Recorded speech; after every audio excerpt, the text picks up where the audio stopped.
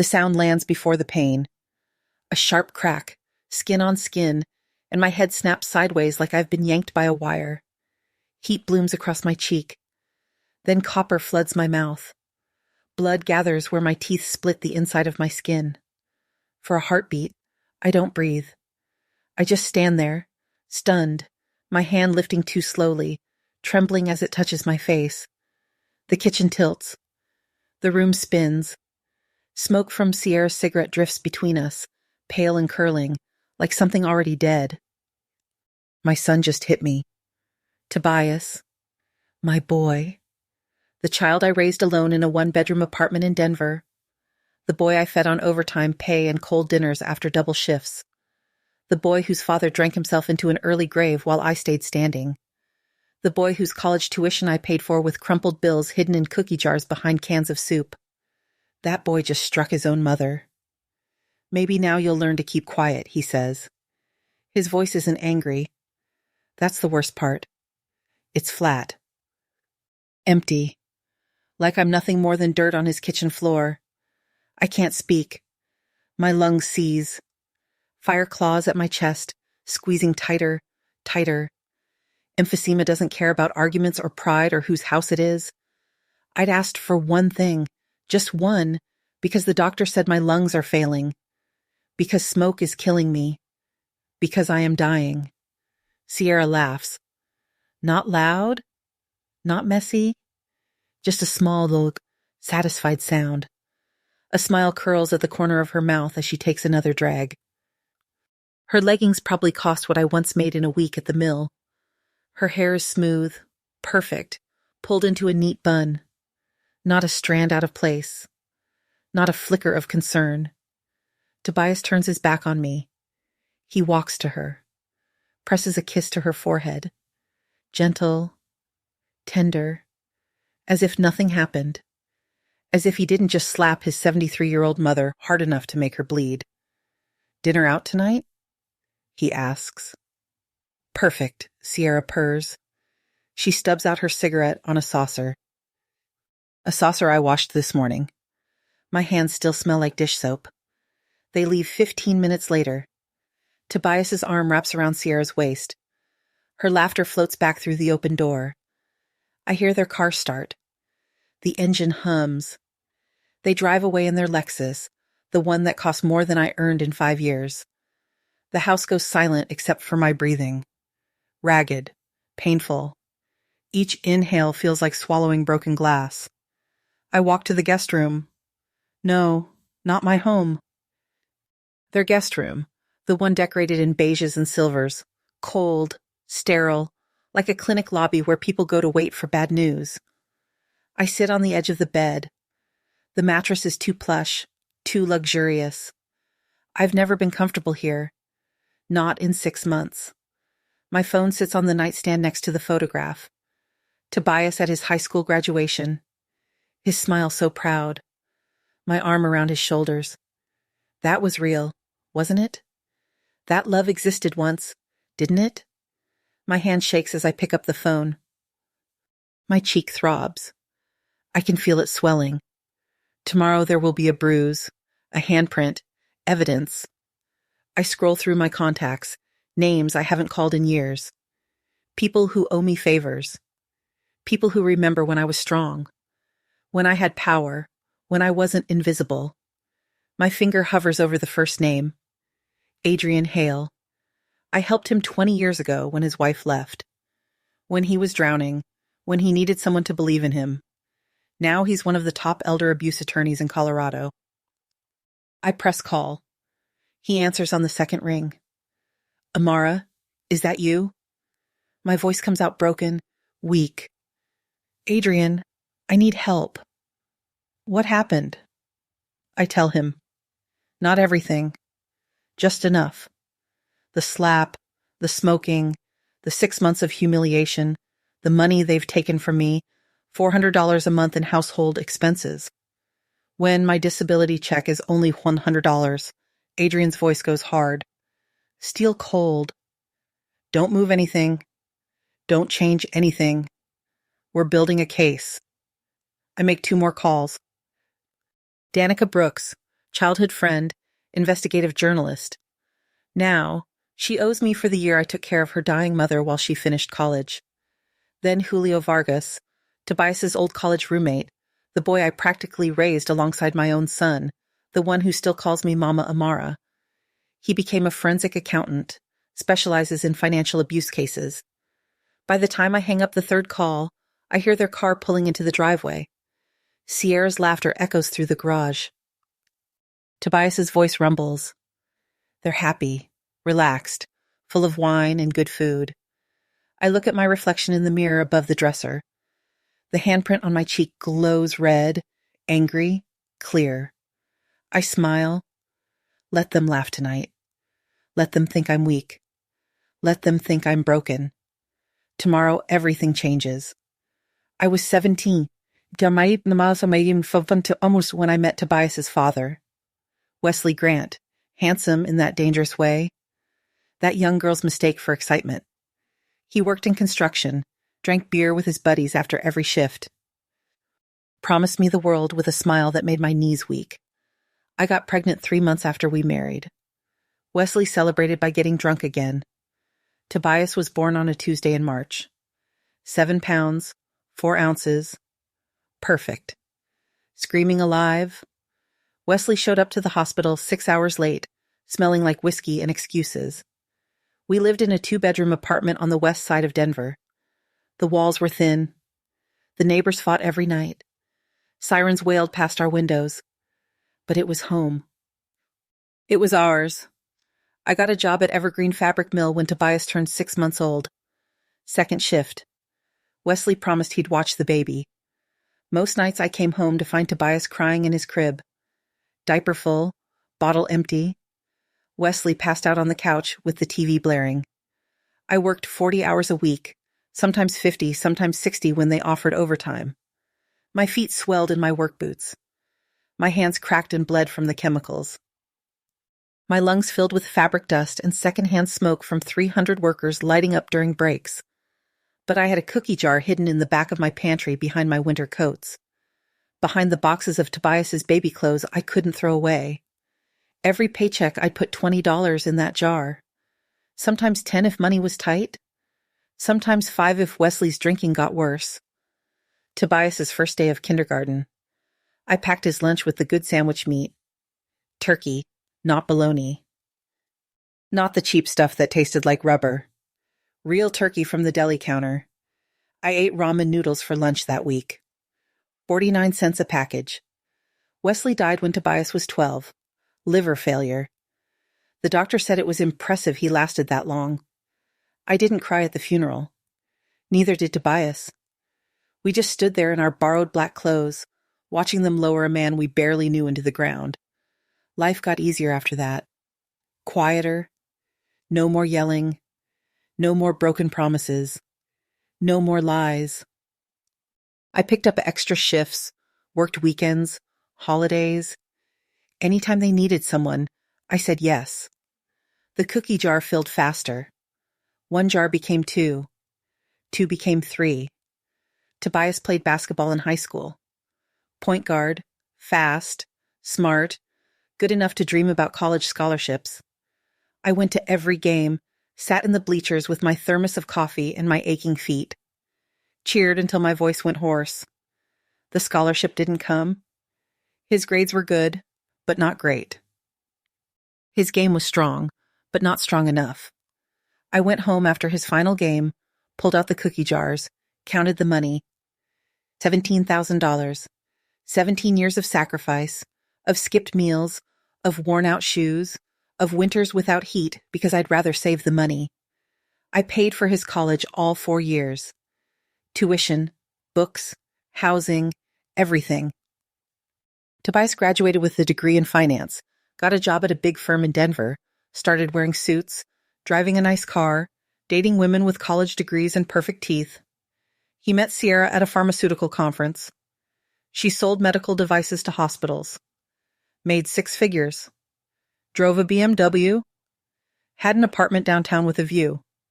They got married 2 years later. I wore a dress from Goodwill. Sat in the 3rd row. Smiled for pictures. They bought a house in the suburbs. 3-car garage, granite countertops, a lawn that someone else mowed. They visited me twice a year. Christmas, my birthday, like clockwork, like obligation. I told myself it was enough. He was busy, important, successful. I'd done my job, raised him right, given him a future. Then came the doctor's appointment that changed everything. The cough started 6 months before I called Tobias for help. Just a small thing at first, a tickle in my throat. Then it got worse, deeper, wet. I'd cough until I couldn't breathe, until black spots danced in my vision, until I thought I might die right there on my apartment floor. The doctor was young, too young. She had kind eyes, though, sad eyes. Emphysema, she said. The word hung in the air between us like smoke. Your lungs are deteriorating. The tissue is damaged beyond repair. But I never smoked, I said. My voice sounded small, confused. Secondhand smoke, environmental exposure. You said you worked in a fabric mill for 30 years. I nodded. The dust, the chemicals, the cigarette smoke from other workers. Your lungs have been under assault for decades. She talked about treatments, inhalers, breathing exercises, oxygen tanks. Eventually, she used words like chronic and progressive. She didn't use the word curable. The treatments were expensive. My insurance covered some, not enough. My savings were gone, used up, given to Tobias for his education, for his future. I couldn't work anymore. The mill let me go. Disability checks started coming. Won the $100 a month. My rent was $700, utilities, another $150, medicine, another $200. The math didn't work. The numbers didn't add up. I tried. God, I tried. I ate 1 meal a day, skipped medication sometimes, sat in the dark to save electricity, wore sweaters in winter instead of turning on the heat. But my landlord wanted his money. The utility company didn't care about my lungs. The pharmacy wouldn't fill prescriptions without payment. I lasted 3 months. Then I called Tobias. The phone felt heavy in my hand. Shame burned in my chest, hotter than any cough. I need help, I said. Silence on the other end, long enough that I thought he'd hung up. What kind of help? His voice was careful, guarded. I can't afford my apartment anymore. The doctor says I need treatments. I was wondering. I couldn't finish. Couldn't force the words out. You want to move in with us? Not a question, a statement. Flat, heavy. Just temporarily, until I figure something out. More silence. Let me talk to Sierra. He called back 3 hours later. Okay, you can stay in the guest room. Relief flooded through me. Thank you. Thank you so much. I'll pay rent. I'll help around the house. I won't be any trouble. We'll talk about the details when you get here. He hung up before I could say I love you. I moved in on a Saturday in May. Everything I owned fit in 2 suitcases and 3 cardboard boxes. Tobias didn't help me pack. Didn't come to my apartment.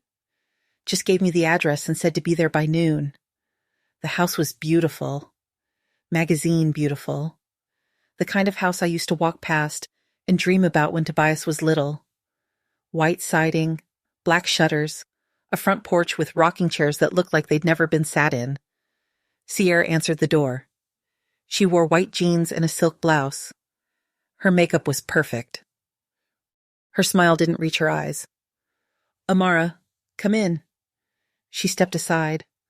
Didn't offer to help with my suitcases. The inside was even more impressive. Hardwood floors, high ceilings, everything white and gray and spotless.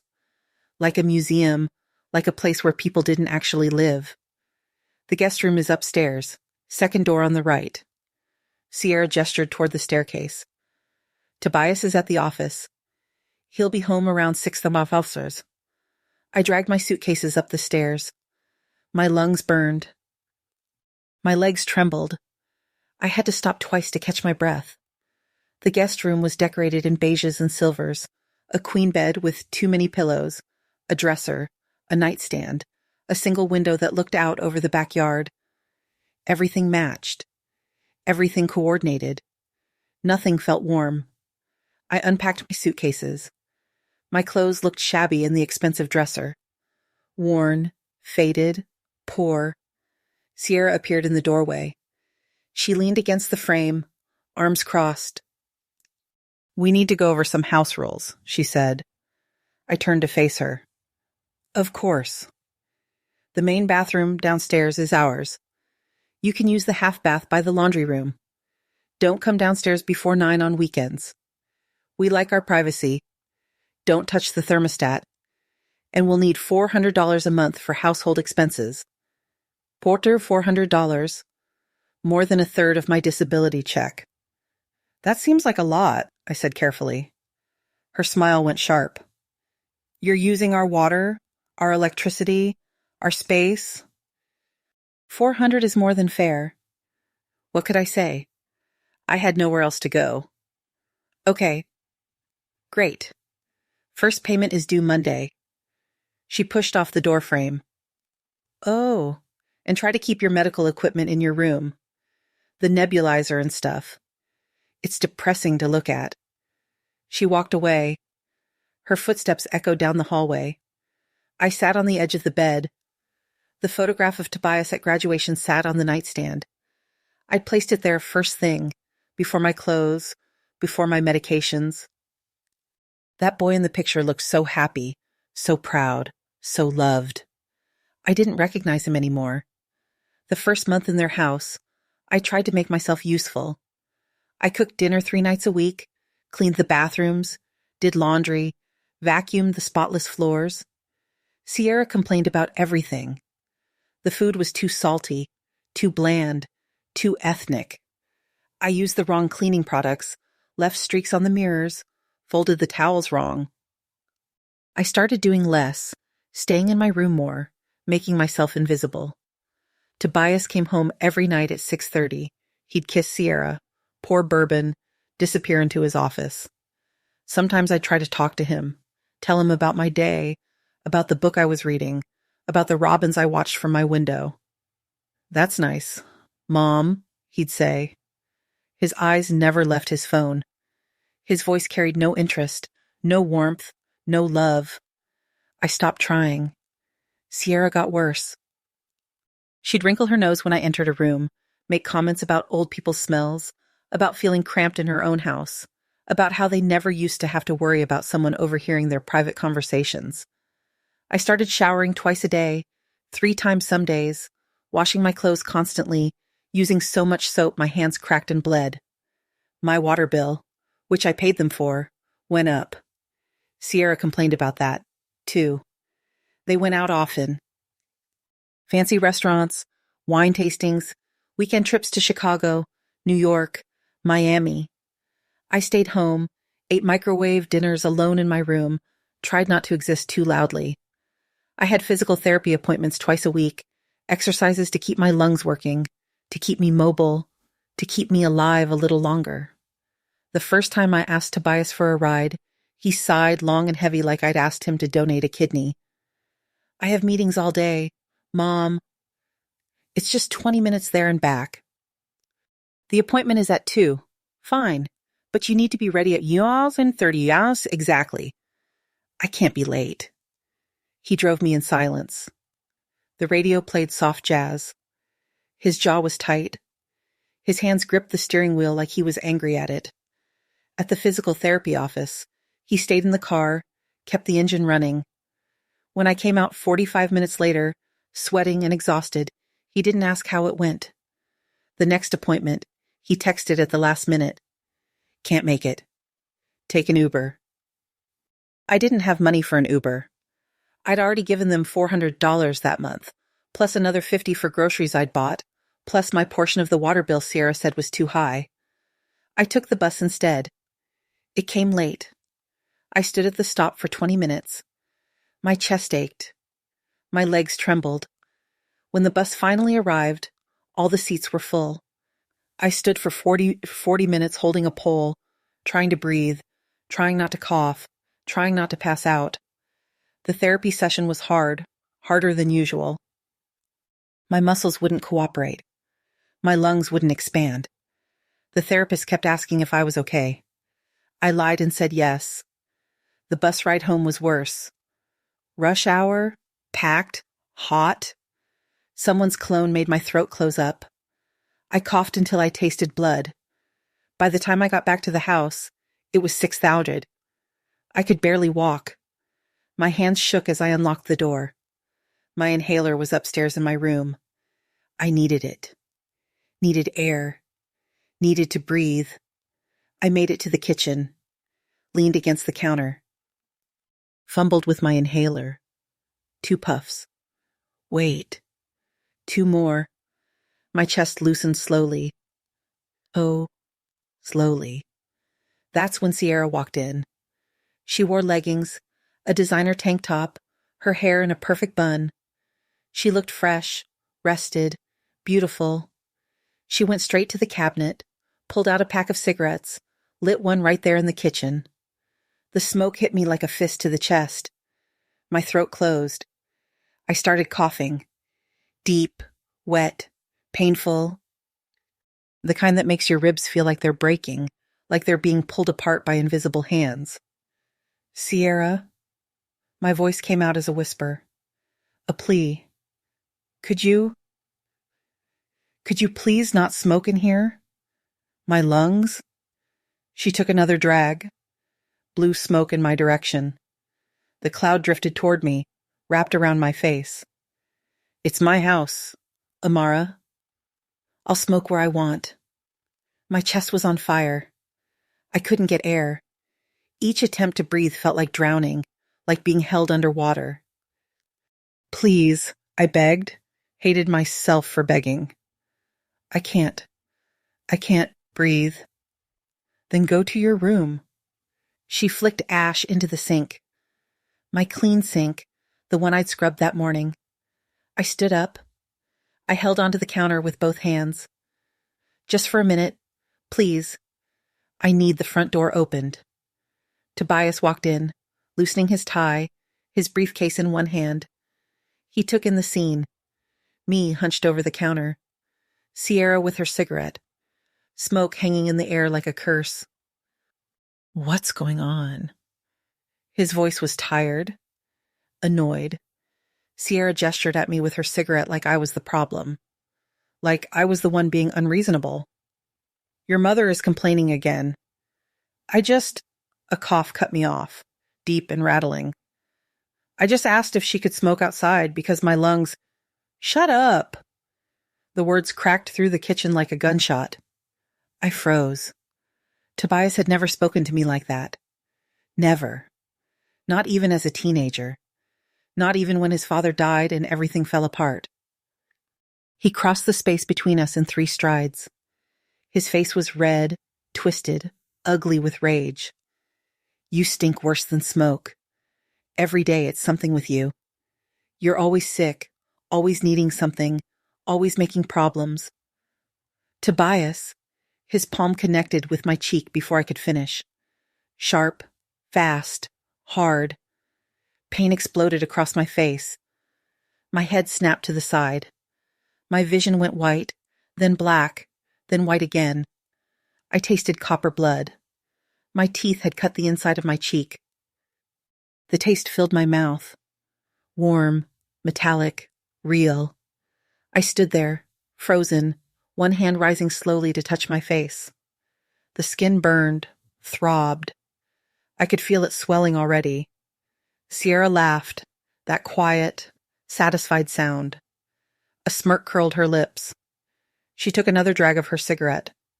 Watched me like I was entertainment, like this was the best part of her day. Maybe now you'll learn to keep quiet, Tobias said. His voice was cold, flat, empty of anything that looked like love, like regret, like humanity. He turned away from me, walked to Sierra, kissed her forehead, gentle, tender, everything he just refused to give his own mother. "Dinner out tonight?" he asked her. "Perfect," Sierra purred. She stubbed out her cigarette on a saucer. The white ceramic saucer with the blue patterns. The one I'd washed that morning. The one I'd dried carefully and put away in the cabinet. They left 15 minutes later. I stood in the kitchen, my hand still pressed to my burning cheek, watching them go, watching Tobias's arm wrap around Sierra's waist, watching them laugh together, watching them drive away in their expensive car with their expensive lives and their expensive everything. The house went silent, just my breathing, ragged, painful, broken. I walked to my room, sat on the edge of the bed. The photograph of Tobias stared at me from the nightstand, his graduation smile, my arm around his shoulders. That moment had been real. That love had existed. But it was dead now. Dead as his father, dead as my lungs, dead as whatever part of me had believed family was everything. My phone sat on the nightstand. I picked it up. My hands shook. My cheek throbbed. But my mind was clear. Clearer than it had been in 6 months. I scrolled through my contacts, found the first name, pressed call. Adrian Hale answered on the second ring. "Amara? Adrian, I need help. The guest room is dark when I finish the third phone call. My cheek has stopped throbbing. Now it just aches. A dull, steady pain that matches my heartbeat. I hear their car pull into the driveway. The garage door rumbles open. Sierra's laughter echoes high and bright.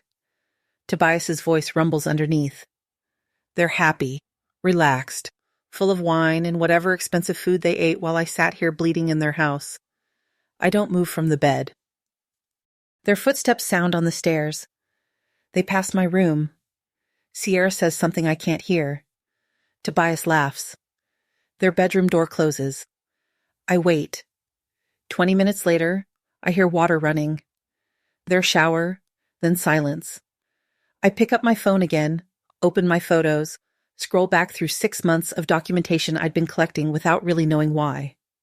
Photos of the guest room, the cracks in the ceiling, the window that doesn't lock. The bathroom I'm allowed to use, so small I can barely turn around.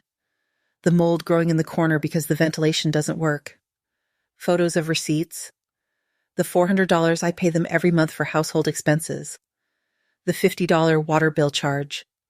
The $75 for groceries they said I ate. The $100 for electricity they claimed I used.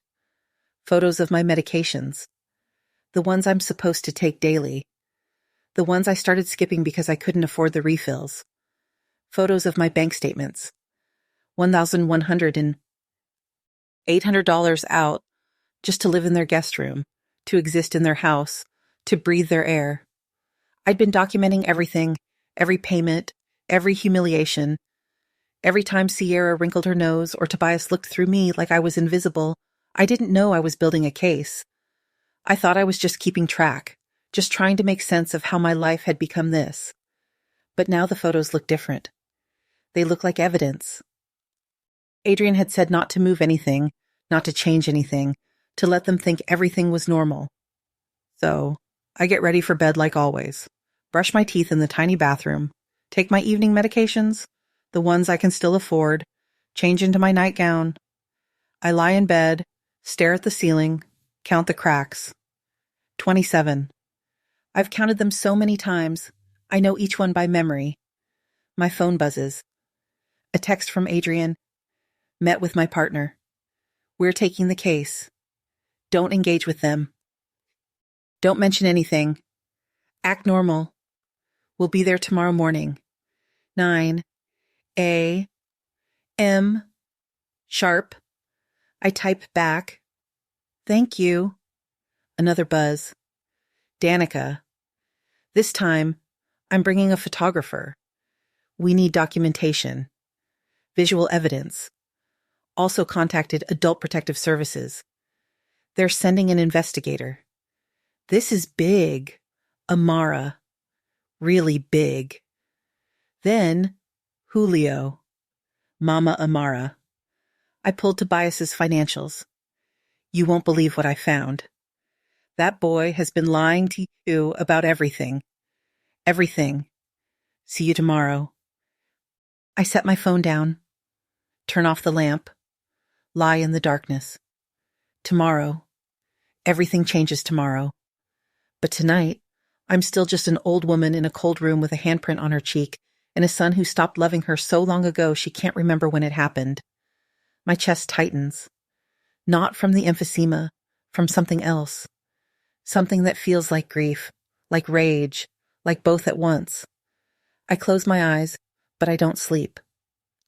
I count the hours until morning, until Adrian Hale arrives with his briefcase and his law degree, and his memory of the woman who believed in him when no one else would. Until Danica Brooks shows up with her camera and her reporter's notebook and her debt to the woman who held her mother's hand while she died.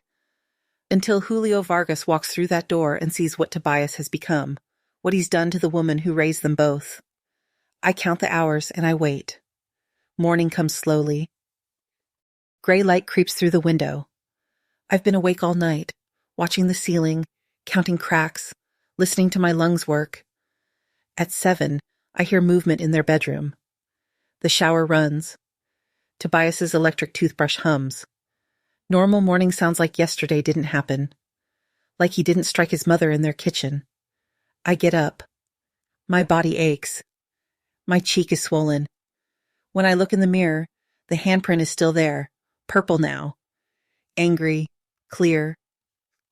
The shape of his fingers visible on my skin. I take a photo, add it to my collection, then I shower, dress in clean clothes, put on the cardigan Tobias bought me for Christmas 3 years ago, back when he still pretended to care. At 8, I go downstairs. They're in the kitchen. Tobias drinks coffee and scrolls through his phone. Sierra eats yogurt and reads something on her tablet. They don't look up when I enter. Good morning, I say. My voice sounds normal. Steady. Morning, Tobias mutters. Doesn't look up. Sierra says nothing. I pour myself coffee. My hands don't shake. I've had all night to prepare for this moment, to practice being calm, being normal. I sit at the kitchen table, the same table where I was standing yesterday when he hit me. I sip my coffee. Wait. At exactly $9,000, the doorbell rings. Tobias looks up, frowns. Are you expecting someone? I set down my coffee cup.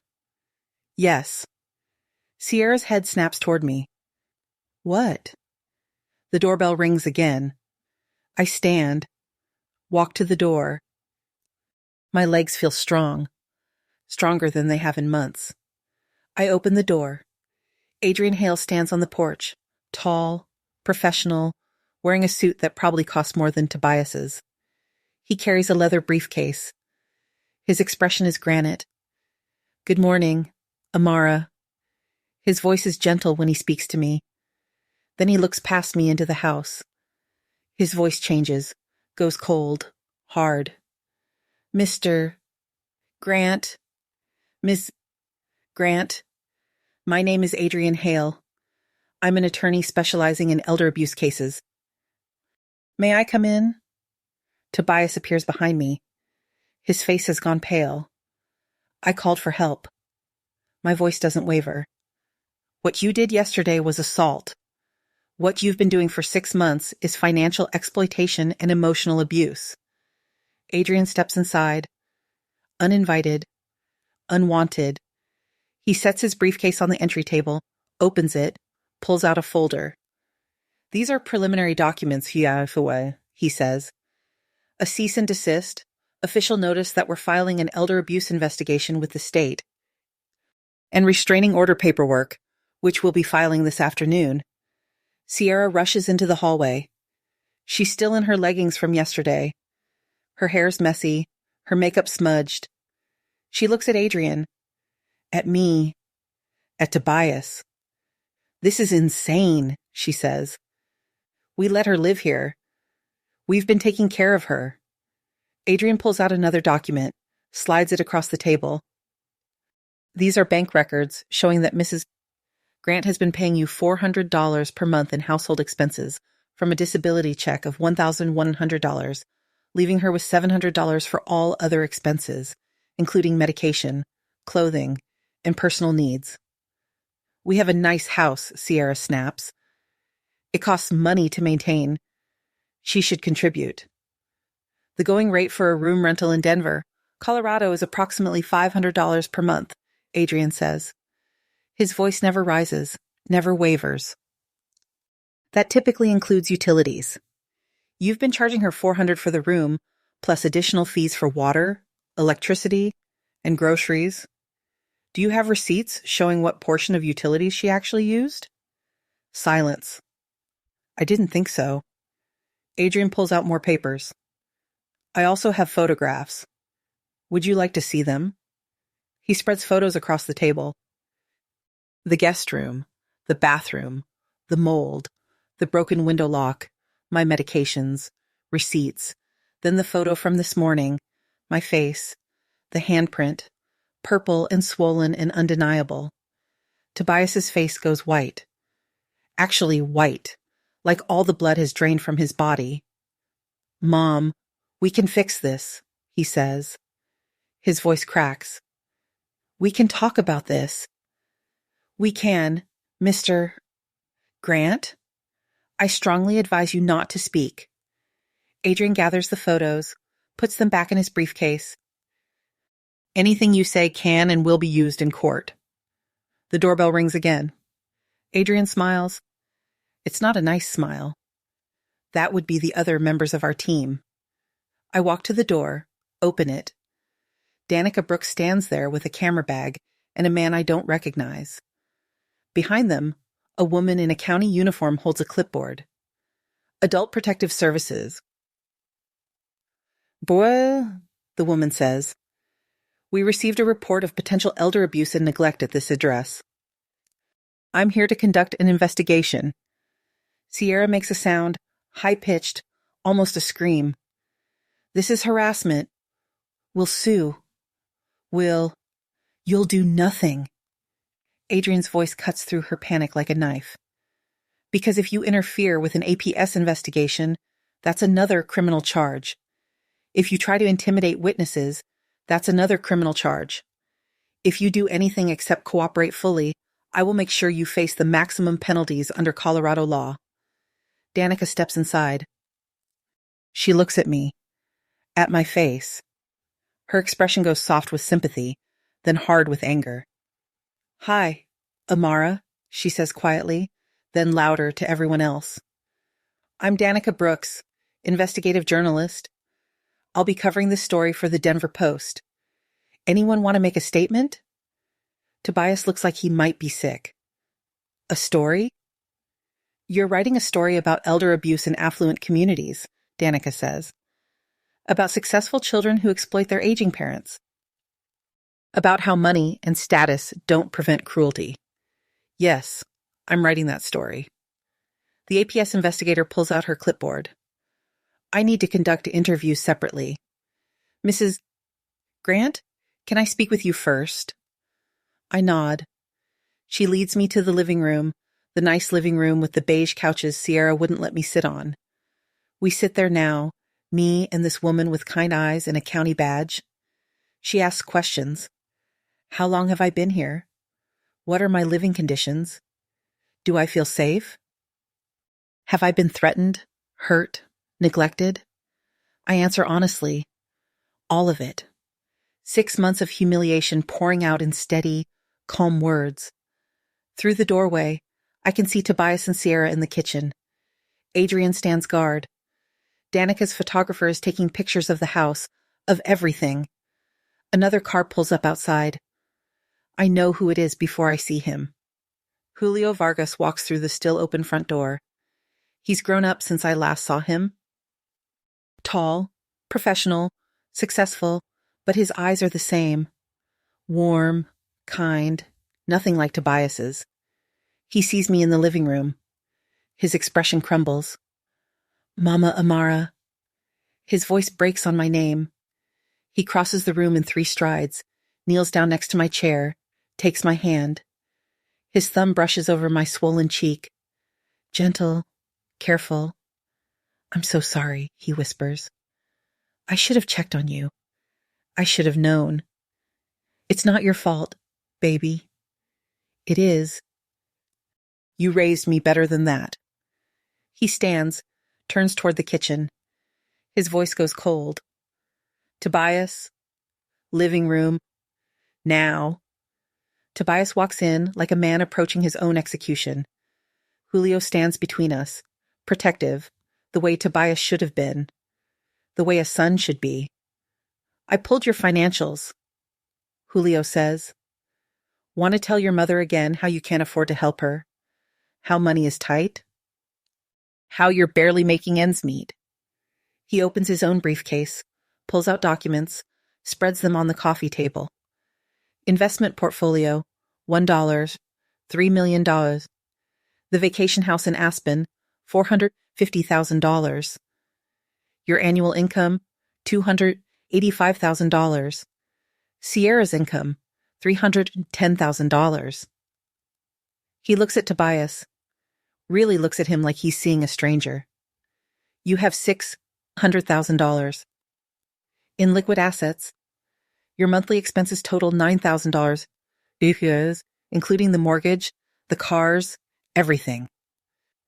And you were charging your dying mother $400 a month to sleep in your guest room. Sierra's voice comes from the kitchen.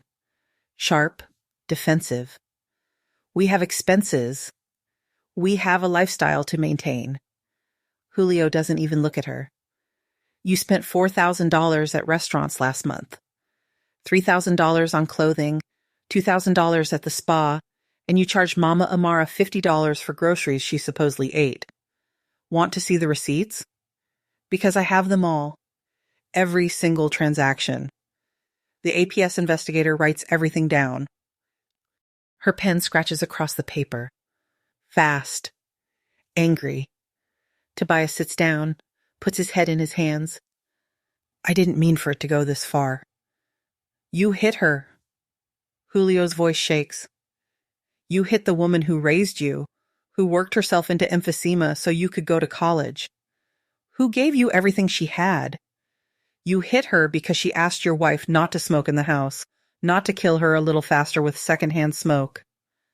I was stressed. We were both stressed. Mom was always complaining, always needing something. Always. She needed oxygen. Tobias. Julio's voice rises.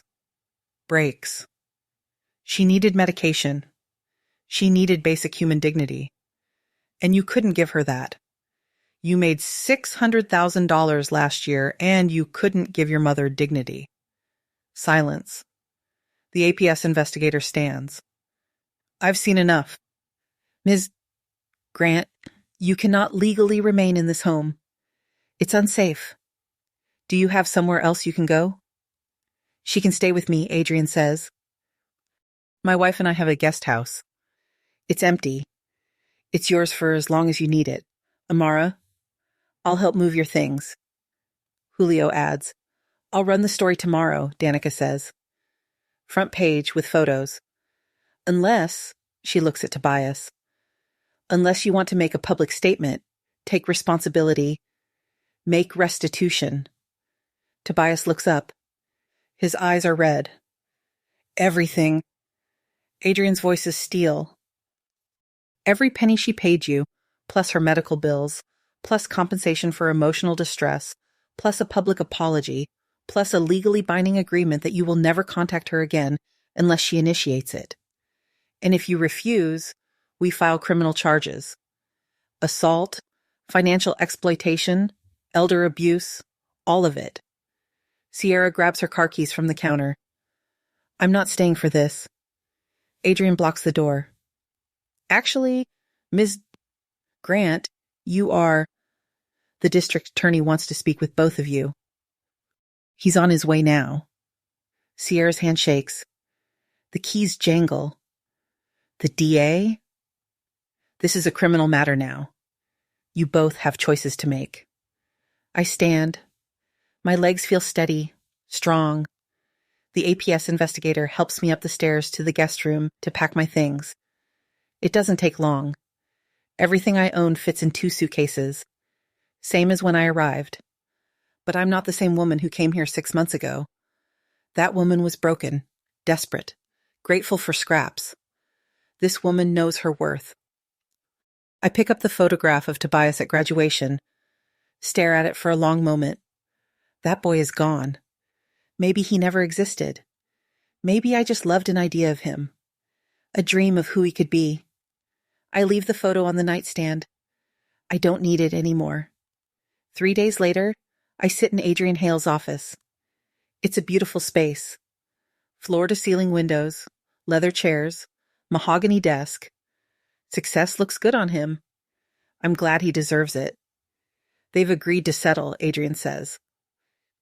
He slides a document across his desk.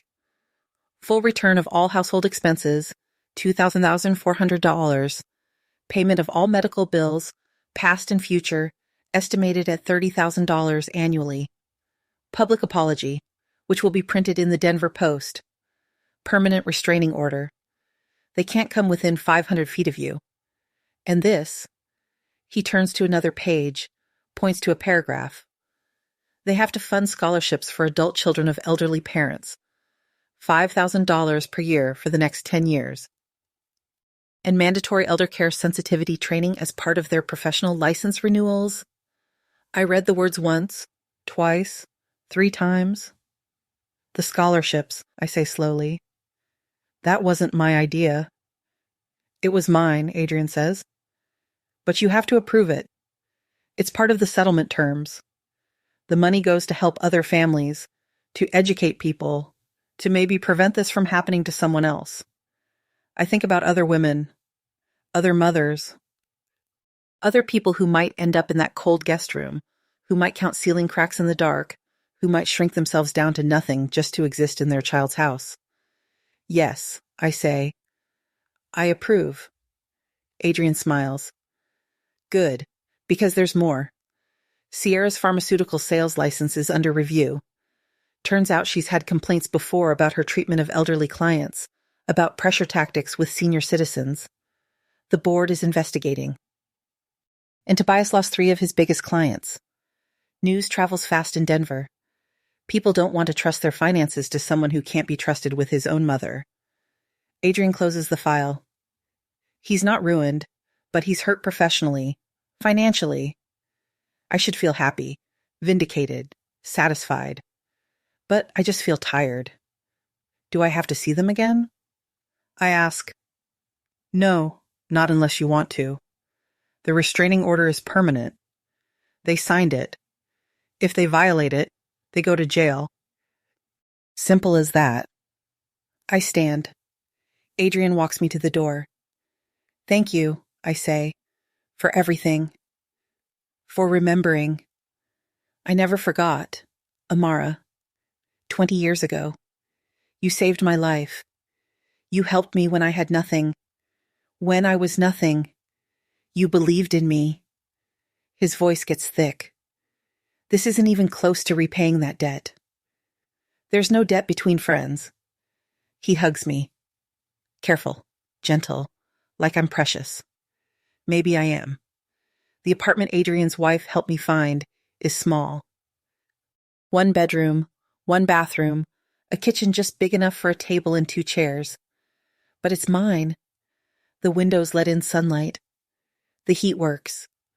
The bathroom has a shower with grab bars and a bath mat that doesn't slip. I can breathe here. Julio helped me move in. Brought furniture from his storage unit, a couch, a television, lamps, things he'd been saving for someday. Someday is now, Mama Amara, he said. Danica visits twice a week, brings groceries, sits with me, tells me about her articles, about the response to Tobias's story, about other people who've reached out, other elderly parents who are being exploited, being hurt, being erased. You started something, she says. By speaking up, by fighting back, you gave other people permission to do the same. I keep the photo of Tobias at graduation, not on display, but in a drawer, because that boy existed once. That love was real once. And I need to remember that I'm not crazy, that I didn't imagine the good years, the sacrifices, the love. But I also need to remember that love isn't enough. That sometimes the people we love become strangers.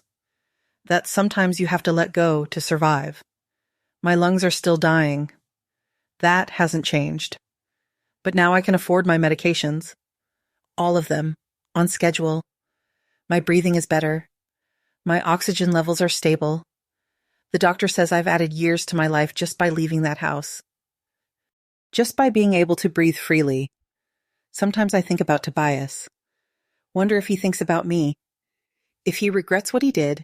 If he misses me. But mostly I don't think about him at all. I think about the birds outside my window, the robins that come to the feeder Julio hung for me.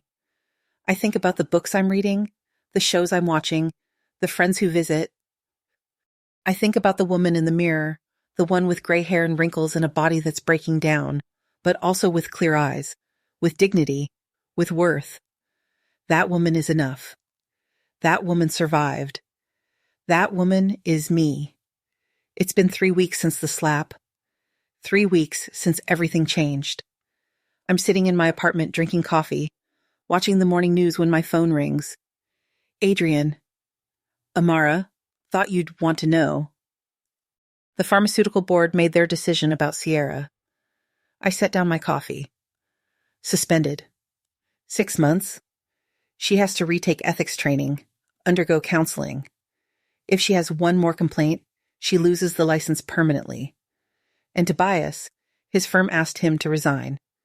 Technically voluntary, but not really. They gave him a severance package. He'll land somewhere else eventually, but not in Denver. His reputation here is done. I should feel something. Victory, justice, satisfaction. But I just feel empty. Thank you for telling me, I say. Amara. Adrian's voice goes soft. You did the right thing. What happened to you was wrong. You stopped it. You made them face consequences. That matters. I know. After we hang up, I sit with the silence. The apartment is quiet. Peaceful. Mine. The doorbell rings. I check the peephole. Julio stands there holding a bag from the bakery down the street. I open the door. You're early. Couldn't wait. He grins, holds up the bag. Got those almond croissants you like. And coffee, the good kind. We sit at my little table. The sunlight streams through the window. Julio tells me about his week, about the case he's working on, about his girlfriend who wants to meet me, about normal everyday things that have nothing to do with abuse or lawyers or justice. It's nice, simple, easy. You seem different, Julio says. Lighter. I am lighter, physically and emotionally. I smile. Turns out carrying resentment weighs more than carrying hope. That's very philosophical for a Thursday morning. I'm a very philosophical 73-year-old woman. He laughs. We eat our croissants, drink our coffee, talk about nothing important. This is what healing looks like. Not dramatic, not cinematic, just quiet moments, safe spaces, people who care. Before Julio leaves, he hugs me tight. Love you, Mama Amara. Love you too, baby. After he goes, I sit by the window, watch the birds, count my blessings instead of ceiling cracks. My phone buzzes. A text from Danica. Check your email. The scholarship fund is official. First recipient has been chosen. A 38-year-old woman caring for her father with dementia. She's going back to school for nursing. I open the email, read the woman's story, see her photo. She's smiling, hopeful, grateful. Something inside my chest loosens, expands, fills with warmth. This is why it mattered. Not revenge, not punishment, not even justice. Really, connection, purpose, making sure my pain meant something, made something, changed something. I forward the email to Julio, to Adrian. Add a note. Thank you for helping me help her. The afternoon sun slants through my window, warm on my face. I close my eyes, breathe deep. My lungs cooperate, mostly. They'll never be perfect, but they work. They're enough. I'm enough. The doorbell rings again. I'm not expecting anyone. I check the peephole. Tobias. My heart stops, then races, then steadies. He looks different. Thinner, older, tired. The restraining order. He's violating the restraining order. I could call Adrian. Have him arrested. Send him to jail. I open the door. Just a crack. The chain lock still engaged. Mom. His voice breaks. Please. I just need 5 minutes. You're not supposed to be here. I know, but I had to. I needed to. He stops, swallows hard. I'm sorry. I'm so sorry. I say nothing. I was wrong about everything. The way I treated you, the things I said, what I did. His hands shake. The envelope trembles. I don't expect you to forgive me. I don't deserve forgiveness. But I needed you to know. I needed to say it to your face. Not in some legal document. I look at him. Really look at him. See the boy I raised. See the man he became. See the stranger standing on my doorstep. You broke my heart. I say quietly. I know. You made me feel worthless. I know. You hit me. His face crumbles. I know. God, Mom. I know. I wake up every morning and it's the first thing I think about. The sound it made. The look on your face. I hate myself for it. I hate who I became. Good, I say. You should. He nods, wipes his eyes with the back of his hand. Sierra left me, moved out last week, said I ruined her career, her reputation, everything. I feel nothing. Not satisfaction, not sympathy, nothing. The firm let me go. My clients left. My friends stopped calling. Everyone in Denver knows what I did, what kind of person I am. He laughs. Hollow, bitter. I finally understand what it feels like to be invisible. To be nothing. Is that why you're here? For sympathy? No. I'm here because...